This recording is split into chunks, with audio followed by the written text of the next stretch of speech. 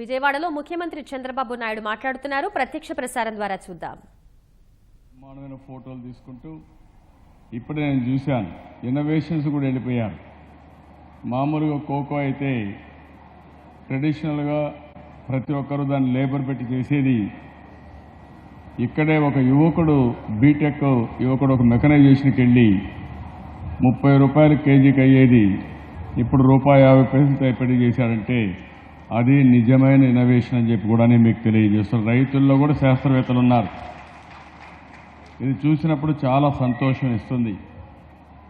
నేను ఒకటే ఆలోచించాను, ప్రపంచం మొత్తం ప్రజలలో ఆహార అలవాట్లు మారుతున్నాయి.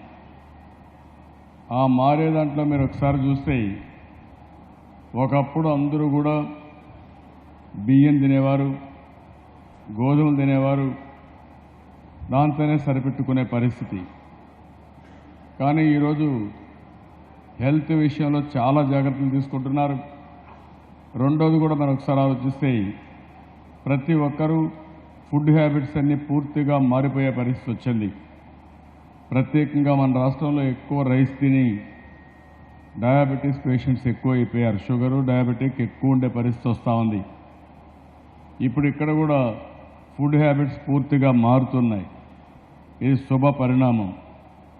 ఇది నేను మొత్తం అధ్యయనం చేసుకున్న తర్వాత ఆంధ్రప్రదేశ్ విభజన జరిగిన తర్వాత చాలా సమస్యలు వచ్చాయి మనకు. మీరు ఒక విషయం గుర్తుపెట్టుకోవాలి, రాయలసీమలో నీళ్లు లేవు, రాయలసీమ ఎడారిగా మారిపోతుందనే పరిస్థితి. అందులో కూడా సిమ్టమ్స్ కూడా అనంతపూర్లో బయలుదేరాయి.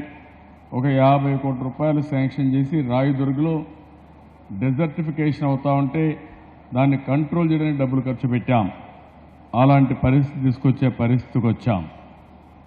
అదే సమయంలో ఈ పక్క మనం చూస్తే హుద్హుద్ సైక్లోన్ రావడం, విపరీతమైన సైక్లోన్లు వచ్చే పరిస్థితి. ఈరోజు కూడా అదే పరిస్థితి. మొత్తం గోదావరిలో మీరు చూస్తే విపరీతంగా నీళ్లన్నీ సముద్రంలో ఎగిపోతున్నాయి. 15 లక్షల క్యూసిక్స్ ఆఫ్ వాటర్, 15 లక్షలు అంటే 150 టీఎంసీ నీళ్లు సముద్రంలో ఎగిపోతున్నాయి. ఒక పక్క రాయలసీమలో చూస్తే 45% రెయిన్ఫాల్ డెఫిషిట్, ఇప్పుడు తక్కువ వర్షపాతం నమోదు చేసే పరిస్థితికి వచ్చింది. అందుకని ఇవన్నీ చూసిన తర్వాత నేను ఎక్కువ ప్రాధాన్యత నీటిపైన ఇచ్చాను, వ్యవసాయం పైన ఇచ్చాను. ఒకటి మీరు చూస్తే వ్యవసాయంలో మార్పులు తీసుకురావడానికి మనకుండే భూమిలో 50% కనీసం హార్టికల్చర్ ఇవ్వాలని చెప్పి ఒక నిర్ణయం చేసి చౌదరి గారికి 4 సంవత్సరాల నుంచి హార్టికల్చర్ కమిషన్కి ఫుల్ పవర్స్ ఇచ్చి మీరు ఏం చేస్తారో మీరు చేయండి, నేను పూర్తిగా సహకరిస్తానని చెప్పి ఆయనకు ఆదేశాలు ఇవ్వడం జరిగింది. ప్రతి సంవత్సరం హార్టికల్చర్ ఎగ్జిబిషన్ కూడా పెట్టమని చెప్పి ఆదేశాలు ఇచ్చాను. చాలా వరకు ఇంప్రూవ్ అయింది, ఇంకా ఇంప్రూవ్ కావాల్సిన అవసరం ఉంది. ఇప్పటికీ 42 లక్షల ఎకరాల వరకు మనం హార్టికల్చర్ ఇవ్వగలిగాం. అదే సమయంలో ఇంకో పక్క మీరు చూస్తే మిగిలిన ప్రతి ఒక్క రైతు కూడా వ్యవసాయ అనుబంధ రంగాలు, డైరీ కానీ, పౌల్ట్రీ కానీ, అదే మరి ఇలాంటి చేపల పెంపకం కానీ, ఇంకో పక్క గొర్రెల పెంపకం కానీ దీనికి ప్రాధాన్యత ఇచ్చాం. ఈరోజు 25% వ్యవసాయంలో మనకు ఆదాయం వస్తే 75% హార్టికల్చర్లో, డైరీలో, చేపల పెంపకంలో ఆదాయం వస్తూ ఉందంటే అది ఈ ప్రభుత్వం చూపించిన చొరవ. ఇప్పుడిప్పుడు కరువు వచ్చినా సమర్థవంతంగా ఎదుర్కొనే శక్తి కూడా తీసుకొస్తున్నాం.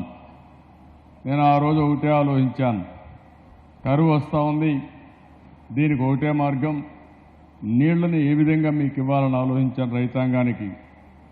నా వల్ల అయిన పనులన్నీ చేసేసాం.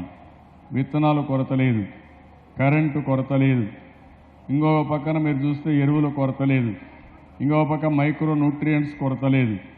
ఇన్పుట్స్ ఏం కావాలని అన్నీ ఇచ్చాను. కానీ నీటి సమస్య ఉందనే ఉద్దేశంతో రాత్రింబగళ్ళు కష్టపడ్డాం. ఈరోజు నేను గర్వంగా చెప్పగలుగుతున్నాను, వర్షపు నీరుని భూగర్భ జలాలుగా మారుస్తున్నాం. 40 ప్రాజెక్టులు దగ్గర రేపు మే నెలకంతా ఇరిగేషన్ ప్రాజెక్ట్స్ అన్ని పూర్తి చేస్తున్నాం. నదుల అనుసంధానం మీరు చూస్తే మొట్టమొదటిసారిగా భారతదేశంలో పట్టిసీమ పెట్టి గోదావరి నీళ్లు కృష్ణా డెల్టాకు తీసుకొచ్చి కృష్ణాలో వాడే నీళ్లన్నీ రాయలసీమ కరువు ప్రాంతాలకు ఇచ్చిన ఘనత ఈ ప్రభుత్వాన్ని. చాలా కష్టపడ్డాం, ఎఫర్ట్ పెట్టాం, ఫలితాలు ఈరోజు వస్తున్నాయి. చాలామంది నన్ను విమర్శించారు. ఆ రోజు కూడా ఈ ప్రాజెక్టు రాకూడదని అడ్డుపడే పరిస్థితికి వచ్చారు. నేను ఎక్కడ రాజీ పడున్నా ఈరోజు రాయలసీమలో తాగడానికి కూడా నీళ్లు ఉండేటివి కాదు.